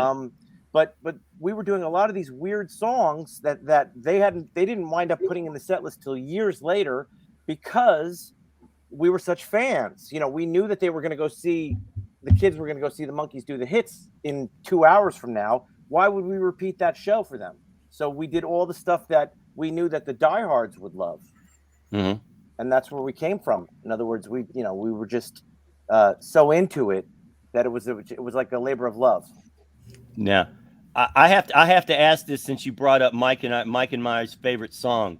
Do you do the TV version or do you do the headquarters version of You Just May Be the One? Probably at the time we were doing the headquarters version because, to be honest, I'm going to tell you another thing. I didn't have a VCR until 1986, and the reason I bought a VCR was when they started airing the Monkees 3 times a day on MTV. I went out, I missed the marathon, but I went out and bought a VCR like the next day or so and would set it for the 3 times a day that they were on. And then I would come home from work and I would write down the name of the episode because there was no internet. So I would write down what I thought the name of the episode was. I would like, this one, Davey meets a girl. So I would go, okay, I got that one. So then I'd go to the next one. I go, this one has a monster in it. And I would write all these little notes to myself to see if I could get all 52 or whatever, 53 or whatever it was. And then we actually started to notice that there was differences in the recordings. But when you're watching it, at 4:30 after school, when you're in 4th grade, it goes by so fast. You couldn't even, first of all, I only had a couple records. We had the first album, and then I had to scrounge around to try to find, import copies and used copies and stuff. Cause I was born in 63. So I came in, I'm sure it was in my house ever since it came out. We had it. We had the first album, my sister's. But I kind of really found it on Saturday mornings with the Banana Splits around 1970 maybe or 69. Yeah. And that's, I was like a big bowl of Quisp in front of me and Quisp, yes, Yes. and I was all set to go. Screwquake. Yep. Watch Dodo the Kid from Outer Space at 6 a.m. in the morning, and then I would watch the rest of the stuff. Yeah. By the I just way, want to say, Charlie, Danny Salazi, we do love you, and I got to tell you, every time we've had an interview, you just star, and I keep saying that. You know why? Because you got this baby face, and when you go and watch your videos, I want you to tell everybody about where the character videos are, where your music is, because when you look back at the fantastic things you've done in your career and playing everywhere, even the whiskey and everything, I mean, you guys were fantastic. So just give everybody all your links. Well, I mean, we're on YouTube. If you just search for the characters on YouTube and Rodney Bingenheimer and people's names like that, or Peter Tork, but there's videos of us with Peter, several videos of us with Peter, a couple with Davey. There's one with Mickey and Peter in it. There's a lot of offshoot stuff. I mean, like right now we're putting together a thing called Christmas with the Characters, which was, if you know about the Beatles Christmas messages from 63 to 69, they put out their Christmas flexi discs. We did it from 86 to 1990. We did 5 years of it, and it was totally modeled on the Beatles Christmas discs. And I found some footage of us in the studio with Harry Nilsson and Rodney Bingenheimer and Henry Diltz recording one of the 87 one when we lived in Hollywood, when we lived in Burbank, and we did it in Hollywood. And so I'm compiling all this video and audio and stuff and putting it together, and should be out maybe this week, definitely next week at the latest, but probably this week. And so that's one of the things you can see on the YouTube channel. We're on all those streaming services like I'm not a kid, so I'm trying to think of them. Pandora, iTunes, Apple Music, yeah. All that stuff. We have a couple cool things on there. We have a version of, no, I don't know if it's on there. Let me think now. Well, we have the early characters that was produced by Chip Douglas. That album is up on all those platforms. Mm-hmm. And I think somewhere Charles just did an interview with Chip Douglas now on Monkey Mania Radio, and I think I don't know if it's running or not. What do you got to say about that, Charles? Well, that was just so special, and the timing was so insane that we did the interview on the same day that we lost Nez. And the beginning of the interview, before it goes live, that Alan edits out, is me asking, are we going to go through with this? And we decided to do it a la 1980 when John Lennon passed, and we were producing a Boston Beatles convention at the Bradford Hotel, and we didn't know whether to go forward with that or not. The weekend after Lennon is shot and killed, we had a convention planned for months, and I said, we can't do the show. Let's cancel it. And the fans said, no, you have to have it, because is the word cathartic? We want to mourn together. And I think that was the spirit in which, Chip Douglas and I went forward with the interview, keeping that in mind. And guys, I have to run. I have to, believe it or not, help the kids with some homework. But I want to leave a Nesmith thing. The only one I never met in the Beatles was John Lennon. And part of me said, well, okay, I might have been intimidated. Paul was a sweetheart. Ringo met George Harrison at an airport, had great experiences with all that. And maybe I would have been afraid. I was always afraid to meet Nez. I thought there was some aura, something that was holier than that was above. And when I did finally meet him, it was the opposite. It was like spending time with an uncle who was always in my life, who I never met. And I don't know if that makes sense to you guys, but we met after a show at the Richfield Playhouse in Connecticut, which I helped the theater, promote, because they weren't doing so great with ticket sales. And part of it was, they said, you want tickets? And I said, no, I bought tickets. I have great seats. Well, do you want to say hello afterwards? And I go, I would want that more than anything else. And there's photos of me hugging. We hugged, and I said, you're signing autographs for everyone. Can I have a hug? And he knew I needed that. And from then on, it just changed how I felt about him. And it was the best I could equate it to is, and I'll say it again, it was like the uncle who you always knew was in your life, but never met, never understood, never connected with. And I connected with him, and I loved him on a different level. And guys, I have to leave you, and thank you so much. I want everyone to listen to Monkey Mania. Monkey Mania Radio. Listen to it 24 hours. And if you want to change from the music, tune in on weekends on Saturday and Sunday at 10 o'clock a.m. and 10 o'clock p.m. for the Monkeys interview show, which I'm honored to do. And I thank Alan for giving me the platform to do that. God bless you, But- Nez. wait. Thank you, everybody. All right, before Charles, you see leave, you later, before buddy. you leave, Charles, that uncle you're talking about, that's the one, the crazy one they never talk about. So it's like, No, it's not the uncle. I It's know. Crazy. Papa Nez. Papa Nez is what it is. Be safe, my brother. Go to Thank you, guys. Charles. Bye-bye. Danny. You were talking about the Beatles Christmas flexi discs. Mike, you'll appreciate this one because now we have the earworm running through me here. Happy Kringle to you, Merry Bimble and you. And it's like, thanks, Danny. Merry I Bimble appreciate that. too. That's right. Those are so great. By the That's way, Danny, amazing. believe Now, it or I've got not, to say, we're going to keep the show rolling. Now, hang on a minute. Hang in there. We got Scott back. Scott, you want to do another song? Yeah, I do. I'd love to. I do want to just mention something. Hold on. There's too much echo. That's better. No, it's not. Now it is. Okay.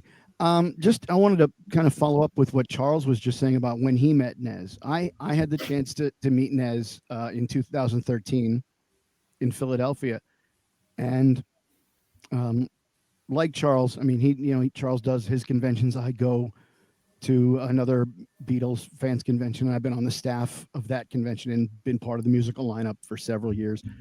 And I've met so many artists and a lot of my heroes and a lot of people I admire. And I don't get starstruck. Meeting Nez, I had the shakes.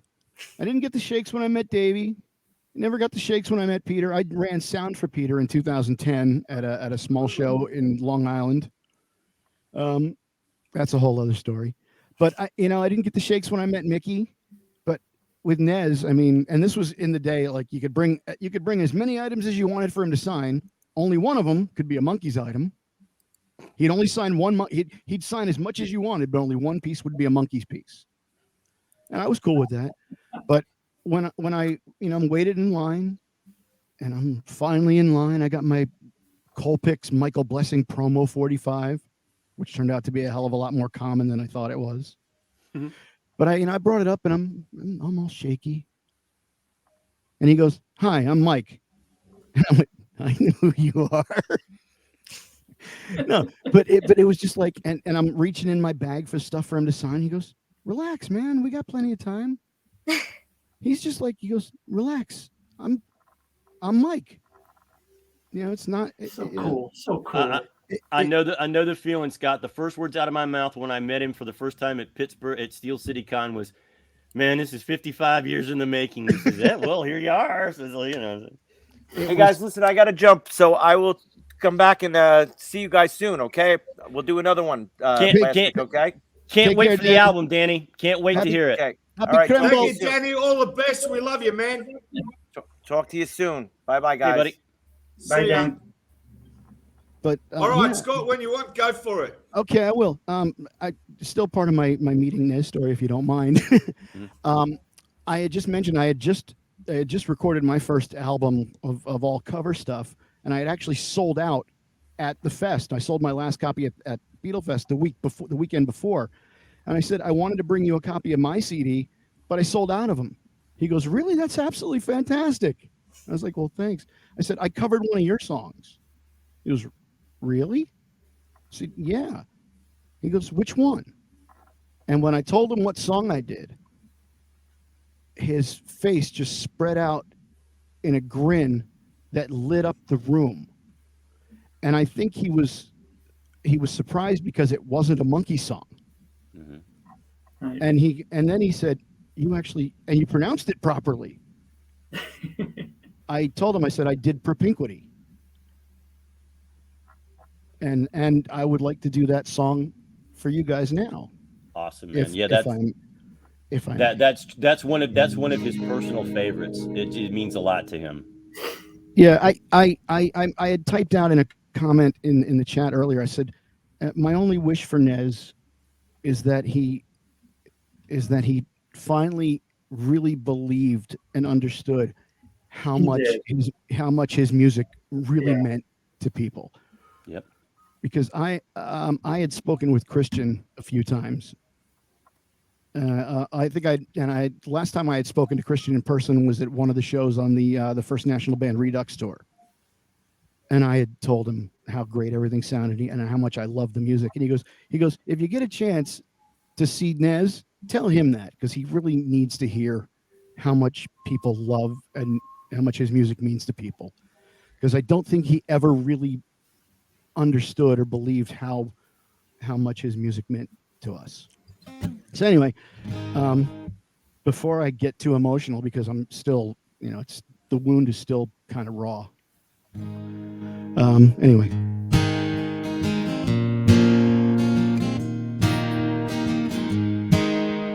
I've known for a long time the kind of girl you are, all the smile that covers teardrops, the way your head yields to your heart, of things you've kept inside that most girls couldn't bear. I've known you for a long time, but I've just begun to care. I've known of all the heartache, I've known of all the pain. I've seen you in the sunshine, and I've seen you when it rains. I've seen you make a look of love from just an icy stare. I've known you for a long time, but I've just begun to care. I know that I've been blind to not have loved you all this time, but the image of you was not clear. I guess I've been standing too near. It's taken me a while, but I have finally found what you are to me, and that's what really counts. And what you are to me is something we can share. I've known you for a long time, but I've just begun to care.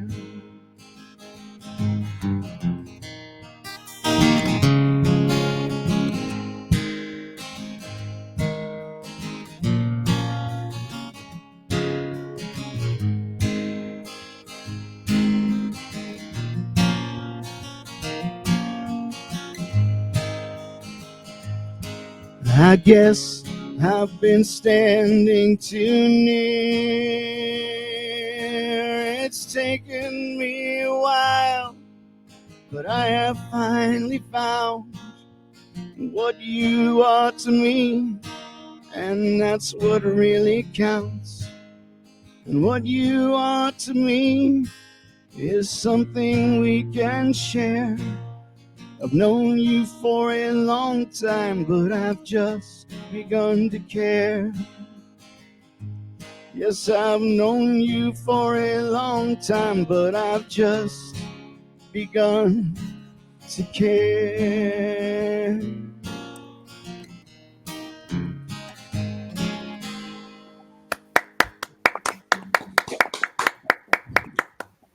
Well done, Thanks sir. a Well lot, done. Scott. That was fantastic. We appreciate it, and we can feel the vibe. And we want to thank you again for being on the show, Scott. Thanks so much for having me. It's really been an honor. Pleasure. Well, we'll just keep the show moving now along. We're waiting for other guests to come as well. And as I said, Monkey Mania Radio, I mean, how great is it now, the format, Alan? It's just picking up speed all the time. Just tell us a little bit more about that. Well, as you know, we call ourselves the station that plays the music of the Monkees and so much more. And it allows us to play not only all the solo stuff, but some of the group stuff. We get to play a lot of live stuff, and we play stuff that people have a connection one way or another, whether it's direct or indirect. and it has been a lot of fun. I get a lot of, you guys.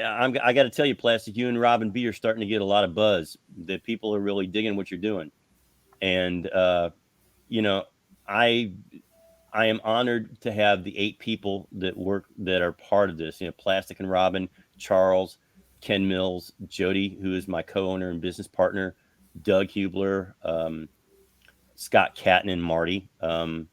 Oh, by the way, it's funny. Doug posted something today that I saw was very interesting. The Beatles broke up in 1970 and never got together to perform as a foursome again. The 3 of them got together and they did Free as a Bird and Real Love after John passed away. But the thing of it is, the Monkees, 40 and 50 years, 30, 40, 50 years later, always got back together and performed. That says something about the fan base, and it says something about the Monkees in general. I think it's a wonderful thing. Exactly. But the great thing, Alan, and a lot of people have to understand this, because I know, and you're not one that's going to say it, but the amount of work and the amount of love that you put in the station, no one's got idea. I know that you spend endless of hours helping the team, doing everything you can, and just making sure that it's running smoothly. And I just want to tell you from the bottom of my heart, I really appreciate, your help, your guidance in the radio. And I mean, we're doing the format that you envisage in your head.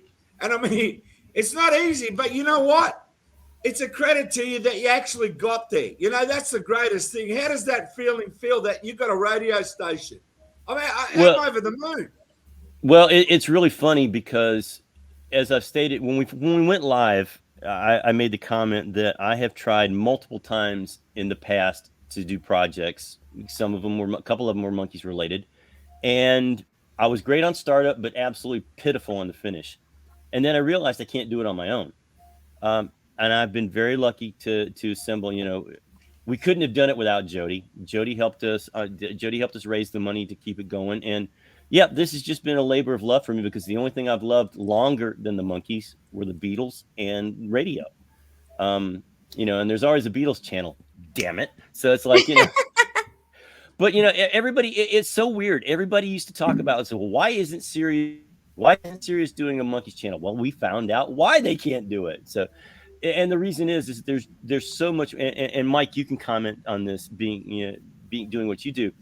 There's so much more product, much bigger of a library out there with the Beatles and John, Paul, George, and Ringo than there is with the Monkees and Mike, Mickey, Davey, and Peter. And that's why Sirius can do that. Yeah, and in my case, it never ends with the Beatles. Because even the old stuff keeps getting repackaged, better, different versions, movies, whatever. But that's one of the reasons why, when I first started this, there were so many Beatle tribute bands out, and I wanted to do something. I'll tell you a story. I was seeing, it was a Beatlemania type band, and they were in the late 60s, dressed like the Abbey Road Beatles, okay? And they broke into Imagine, Jet, I Think It Don't Come Easy, and What Is Life. My first impression was I didn't like it, because visually it didn't make any sense to me. If I'm looking at the Beatles in 1968, you have so many material. Why are you jumping ahead to post Beatles? But the reaction from the audience to those solo songs were great. So when I heard that, I thought, that's something that nobody's really doing right now, the solo stuff within my region at the time, So, and I think that was just, McCartney was on the Off the Ground tour, I think. So this was mid-90s. So that's when I decided to go that route. And everybody told me, nobody wants to hear the solo stuff. Nobody cares about the solo stuff. And it's been 20 years, 12 years with my current band, and we just keep adding on and adding on. It's getting harder and harder to do a 2-hour show because the catalog, wah, wah, wah, wah, wah, wah, wah, wah, So, yeah, you're exactly right. Now, I want to ask one follow-up question, because this is one of my favorite bits of Paul Live. So tell me, Mike, do you do any of those smoochy numbers like "Till There Was You"? So you had to get into these places. You had to play these more smoochy numbers. This is one of those smoochy numbers. You get out the hanky, eh? And you know. Yeah, I haven't done that one yet, probably because it's not really his song. But I mean, true. But I mean, I by the mean, way, I do "My Love" makes him cry. Mhm. do you guys ever play "You Can't Do That"? Really, yeah, we did it like 2 shows. I did it in a previous band that wasn't mine. I was in a British Invasion band. Mhm. They did that. I love that song. Mhm. I love the B-sides. Oh yeah.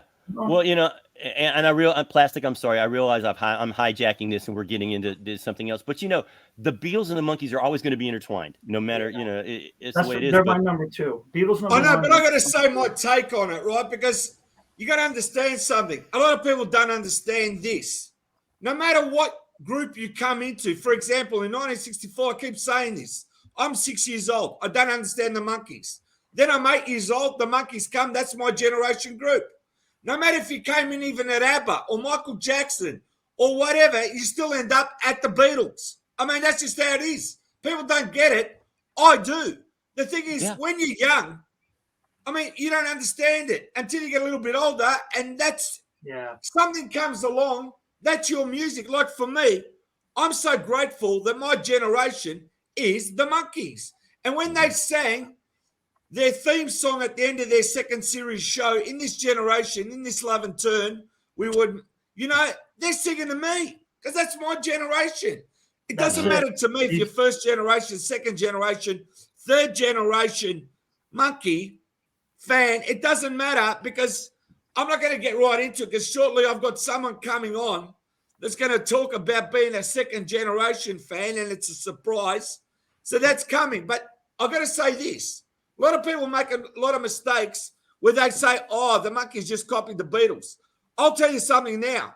The idea was, let's do an American Beatles. But when they made the Monkees, they're nothing like the Beatles. They don't sound like them. They don't look like them. They don't have a TV show like them. And that's why the Monkees, they were appreciated by the Beatles because people just thought, oh, just another ripoff. I mean, how is it you come in as actors, 2 of them are musicians, 2 of them are actors, and then they cross over, and you know what they are? They're the total entertainment package. That's what it really was back then. And as I said, did you know that they tried to do a deal with Nez, right? When they first started the show, the producers, I believe, were going to cut a deal for Nez to produce the music for the show until Kirshner came along. So, I mean, I can understand if Mike didn't like that when he's not the producer. Yeah. Well, I think originally you heard that story, Alan. Yeah. No, I had not. Now, like say, I knew of when Kirshner came in. They tried Snuff Garrett for one day. He didn't last. Mickey Most didn't last a day. Carole left the recording studio in tears, and finally it ended up being Voice and Heart by default. But no, exactly. I did not. But my understanding is in the initial talks with Mike Nesmith, it's on the net, you can check. Mm-hmm. They sort of led Michael along and told him that there's a possibility that we may let you produce the music, which is fair enough because even the producers didn't know what they wanted until they actually cemented it. You know what I mean? The producers, to me, I take my hat off to them because they got the right guys. For the 60s, that was something that was in the future. Their show was the future. The 4 guys were the future. And this is what I love to say. Mickey Dolenz was in a group called Missing Links. Now, there's the link there to the Monkees because it's like the evolution of man. I mean, that's mind-boggling there. Yeah. Now, listen, Mike, I've got to say, we've got to let you go. I've got other guests coming. I've got to say, it's been an ultimate pleasure having you on today. Wait, before you let him go, Plastic, Mike, I want to connect with you on social media. If you want to if you like the radio station page, I'll find you. And then, because like I say, I love what you do, and I think it's awesome. And I'm glad that I got a chance to connect with you, man. Same here, Mike. It's been our pleasure having you on the show. We appreciate everything you've done today. Dismissed. Ooh, yeah. Ooh. What? Can I just say one more thing? Go about for it. Mike. There's one thing that I take away from everything that happened, and the thing with Mike is he gave everything he had. He gave it all. It's not like we're saying right now, too bad this happened. Imagine all the other songs that could have come out or all the other stuff. He did it all. Everything he had, he gave it all right to the very end. And that's, it's sad, but he did it all and he gave it all. And God bless him, man. Rest in peace. I love him. Yep. Over and Thank out. you, guys. See you, Mike, and Take thanks care of again yourself, for Mike. joining us. All right. Look forward to connecting, man. See you. All right. Thanks, guys. Natalie, I feel very bad. We've monopolized the conversation so much. I'm enjoying the stories. I'm fascinated by them. Plastic can tell you this is like only the second time he's ever convinced me or got me to come on one of these shows. So it's like, so usually As I said, because we'll stay here for as long as the fans want us to stay. And here's another guest. He's Mr. Fred Velez. How are you? Hey, wait a minute. Aren't you the guy that wrote A Little Bit Me, A Little Bit You from the Monkeys' perspective, from the fans' perspective? Aren't you that author? You mean this book? Plug. Or you mean this book? Or both of them? Yes. Yes. Yes, I am. How you doing, Fred? I'm doing fine, Alan. It's good to talk to you again. Natalie, my love, my dear. Hello. Hey, I want to say there's a couple of Hey, you're a married man, Fred. I know. Don't make me tell. Don't There make me. you go, finally, Fred from Charles. There's another one. Oh, we got another one down there. Hi, Annie. Hi, it's good to see you, my dear. We just talked on the phone recently. She's such a sweetheart. And Scott with me were at the Bethlehem show in October. So it was good Now, seeing Fred, you. we'll get you to talk about Mike. If you want to go for it, go for it. Well, what can I say that hasn't been said? It's been a strange weekend knowing that Nez is gone. And it's such a shock, just today would have marked a month since that last show, that last Monkey show at the Greek. And I'm glad I got to see him in October. And it's still like you said, Alan, it hurts a lot. I mean, it was a shock when Davey died. It was very sad when Peter died. But Nez just really hits because of the fact that we followed this man's career for so long. Not just the Monkey stuff, but his solo work, whether it be the recordings or the videos or the movies or the books or whatever. This was a major artist. He was a journeyman. He was a man who was like one step ahead of everybody else.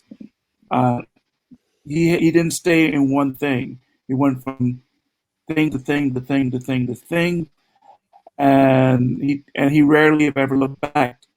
It was only in the last 10 years or so that he looked back on the Monkey years with more affection. I mean, he was not ashamed of the Monkeys, but the thing was that he saw them as just part of an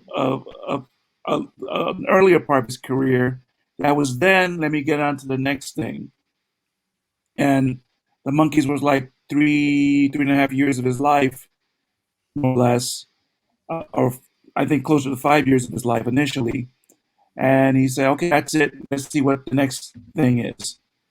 He was an artist that looked forward. I always compared him pretty much to someone like David Bowie, who also looked forward, And I wrote about it on my blog, freddypop.wordpress.com.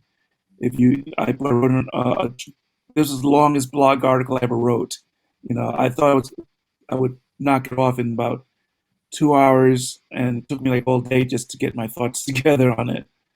And it just, it's still emotional from it. But the man I'm glad that the man realized that he was loved by everybody. and that one of the songs that I've always asked him whenever I met him, I asked him, please consider doing While I Cry. I always told him that's my favorite song that you wrote for the Monkees. It has beautiful music, it has beautiful harmonies. I would love it one day you would consider doing it live. And he said, well, we'll see, maybe we'll, you know. So when he finally did it, what you know, I would Scott could tell you, you know, I stood up, gave him a standing ovation. I think everybody followed my lead because everybody stood up and gave him a standing ovation, and he was so moved that the tears were coming down his eyes again, you know, because he gave such an emotional performance. I know he was not well. I know that he was singing a lot of the songs, but he put so much emotion into While I Cry. And a lot of people saying this, I never heard this song before, you know, where's it from and all that. And it's my favorite Michael Nesmith Monkey song. And I'm glad finally I got to see him perform it. Yeah. It was like I said, yeah, I held it together until I listened to the performance from the Greek Theater earlier today. That was the one that pulled the finger out of the dam. There you go. Oh, Scott cried too. Yeah. Yeah. So Yeah. It's a beautiful song. You know, it talks a lot about it. It's just a very powerful song. And by the way, for those people who were yet, go out and buy Instant Replay. So it's like, it gives you a reason to buy Instant Replay now. So yes, go out there, go in a buying frenzy, get this album, vinyl, CD, whatever, digital, get it. You'll love it. That reminds me, Natalie. I don't think anybody's ever asked you, what is your favorite Nez album?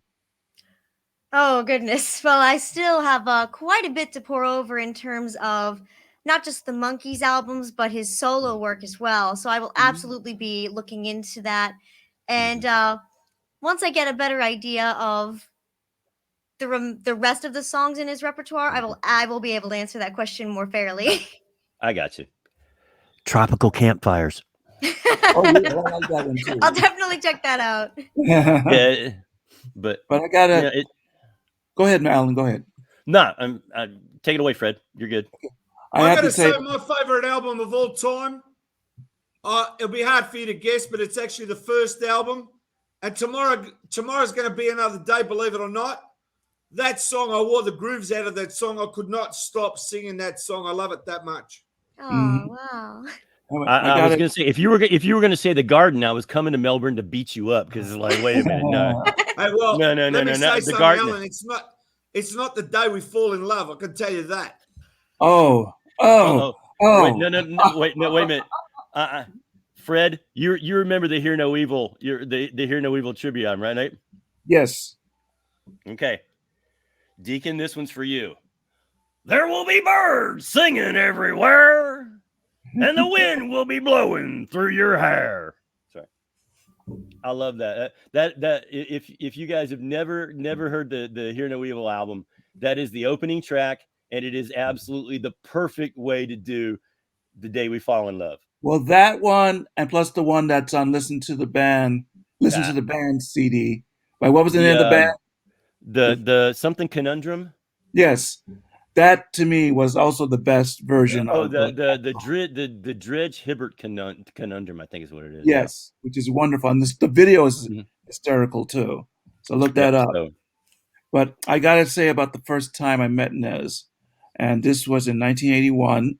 My friend Jerry Beck, who's a major animation expert, and Jerry, I hope you're watching this. God bless you. He helped to get me to the launch party for Elephant Parts, which was being held at Tavern on the Green in Central Park in New York City. And so I got there, and there was Nez. So there were monitors all over showing Elephant Parts. And when I finally got to come up to speak to him and say hello, I was nervous as anything. But the minute we shook our hands and our eyes met, he put me totally at ease. He had that essence that he made you feel like you were the important person in the room, not him, that you were. And when you talked, he listened. he looked at you and he listened. Like every word you were saying, he had to know what you were saying because it was very important for him to hear it. So every time that I've met him, talked to him, had a little moment with him, he was always the same way. Very kind, very generous with his time, and I'll always appreciate that. And I'm glad when he played Town Hall in New York a few years ago that he did the meet and greet, and I got him to sign Elephant Parts. So I'm glad about that. This is the first major music artist to win a Grammy for music video. They can Right. never get away from him. Never. Nope. So I hope if people go on my freddiePop.wordpress.com website and they read the article I wrote, Journey with Michael Nesmith, I summed it up pretty much that the song that I'll always think about when I think about Friday was Thanks for the Ride, because I think that sums it up beautifully, because we as fans were on a journey with Mike, and he allowed us, or we were able to tag along on that journey with him. And so, Mike, thanks for the ride. Yeah. I always think about Elephant Parts, Fred. The great thing about it is it always answers the musical question, Reno. Why Reno? Not Reno, dummy. Rio de Janeiro. Sorry. Perfect. I feel like Davey sometimes. The light comes on and I'll do 10 minutes. Yeah, he said if the fridge light comes on, he dances for 10 minutes. You must be joking. You must be joking. And what about that one about I'm little, standing up. What about that one about little tiny bottle tops? How's that go? Little, if you nail little metal bottle tops to your floor, you'll walk around on little metal bottle tops. It's funny. In 1986, he was at the Philadelphia convention, which I emceed, and a fan had. We gave him a bunch of cards with the questions because it was easier just getting them to answer the questions that way. Now there would be a teleprompter, but one of the questions was a metal.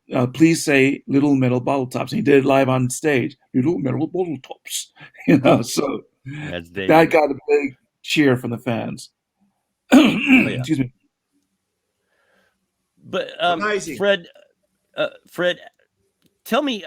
I know you interviewed with Al years ago for the podcast. So, and unfortunately, I wasn't there that day. So, what gave you the impetus to write the two books?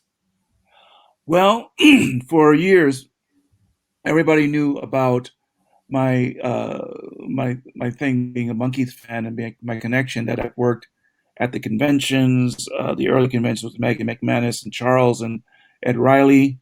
That I actually did some work with Davey on one of his books, the multimedia Monkees book. Oh, good Lord! I'm sorry. I get chills thinking about that one. That was out in left field. But I'm sorry. Oh, I know that was it. But I was glad that I was involved with that. I mean, I went to his house in Beavertown, and because he wanted a fan's view of what fans wanted to see in a book of his, and he pulled out this trunk, and he said, Fred, just look in here and see if there's anything that we might be able to use for the book. I opened it up. I feel like I died and went to Monkees heaven because it was full of his personal memorabilia, photos, photo albums, all this stuff.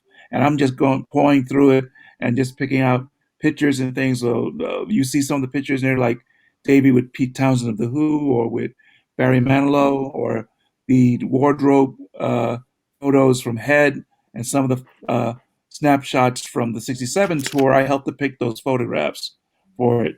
So I had all these stories in my head. Everybody knew about this, and for years people were saying, Fred, you've done all this stuff with the Monkees. Why don't you write a book? I said, well, maybe one day I will. And I kept putting it on the back burner.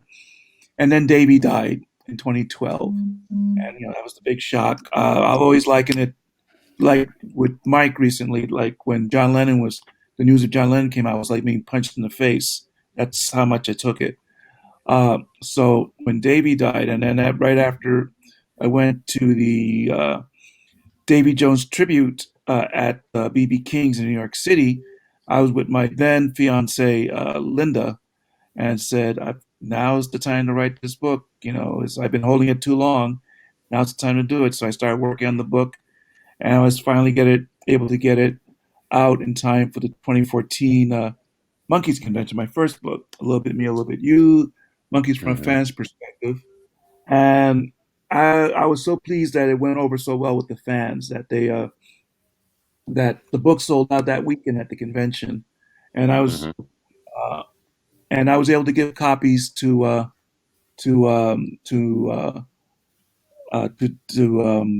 Peter and to Mickey, and also to Mike. That's right. I gave copies to each one of them. And for Mike, I asked him, "How do you want me to inscribe it to you? As Michael, Mike, or Nez?" And he said, "Make it Nez, please."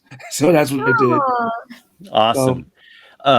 Plastic, I'm about to run out of juice here, so I'm gonna need to kind of fade on out. So I'm down to about 35 minutes on my laptop. So all I want to say is, Alan, thank you for joining us. And as I said, everyone listening to Monkey Mania Radio straight after the show.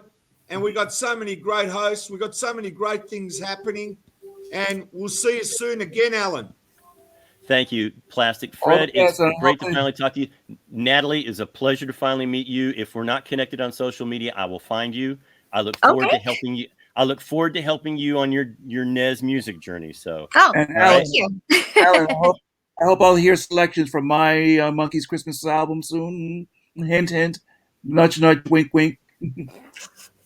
Let me talk to the boss. Yeah, let me talk to the boss on that, and I'll see what we can. I'll make sure we'll get it done for you, Fred. Yes, sir. Great job as always, my friend. Thank you so much for letting me come along. Okay, Merry Christmas, Alan. Anytime. See you, Alan. Rest in power, Papa Nez. We love you. We love you, Nez. Hello, everybody. He's gone. Now, what I want to do is, I've got some other guests coming on, so just hang in there. But I want to show you now the great fan art that is Fred and Natalie Wright of Greg Vutzis. Now he's on the net. Now I'm going to slowly show you these photos. And as I said, he does it because he's a fan. He puts this together, digital art. I don't know if you've seen it, but I reckon he's great. So let's go through some of these photos and some of these pictures, and I'll describe it to you, right?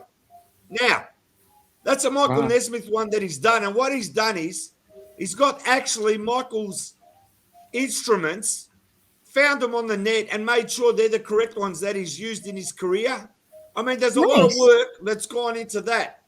How great is that? Very nice. Incredibly thoughtful. Right, here's another one. Oh, cool. Is that groovy or what? Oh, nice. Very cool. Oh, right, wow. That's another one. That one's really nice. Now, what he's done is he's taken different images and put them together. Do you know what I mean? That's not an actual photo. That's just getting the images and making it. It so looks like well a photo, blended. I thought it it was a full photo. No, it's not a photo. How great is this? Are we getting it better or not? Uh-huh. Nice. Very beautiful. Do you like that, Fred? I love it. It's great. Now, how's that? Uh-huh.